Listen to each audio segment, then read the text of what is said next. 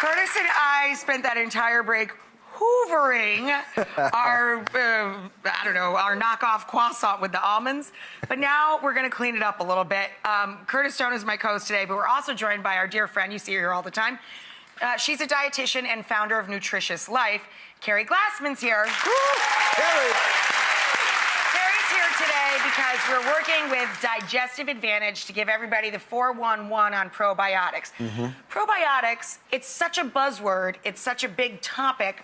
Let's tell everybody, just plain and simple, what are probiotics and why do we suddenly, as a country, care so much about them? Well, you're absolutely right. Everybody's heard of probiotics, but most people don't know what they are. Probiotics simply are microorganisms that, when consumed, offer a health benefit. So we have this whole ecosystem in our gut of good bacteria and bad bacteria. And when the shift is towards the bad, we can have all kinds of health problems. And that can arise from stress or lack of sleep or even a poor diet. But when it flips to the good side, which is obviously what we want with lots of good bacteria, we can have all kinds of health benefits, including our immune system being supported and better overall digestive health. And by the way, I'm just going to shout you out right now, Keri, because I subscribe to Nutritious Life. I've lost a little bit of weight. I don't know if anyone noticed, but just a little bit.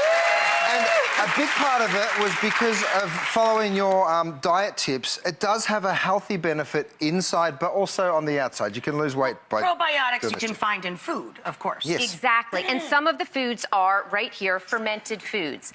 And when foods are fermented, what results is these good bacteria, the probiotics. So you're going to find them in things like kefir and kimchi and sauerkraut and pickles and yogurt and kombucha. Yeah, so those things are a big part of my diet anyway. Like, I love cooking with those ingredients. I love sauerkraut. Of course, I put mine on a giant hot dog. But well, by the way, so this is what I was going to say, actually. That's a very good point, because we're going to get to a burger over there in just a minute. So people think fermented foods, how am I going to get those into my diet? I actually recommend that my clients get fermented foods in at least once a day. And they think, again, that's crazy. How am I going to get them in? It's not as hard. Eat yogurt once a day. Exactly. Or one of those things. So it's not as hard as you think. So I'm going to show you how you can get it in easily from breakfast through dinner.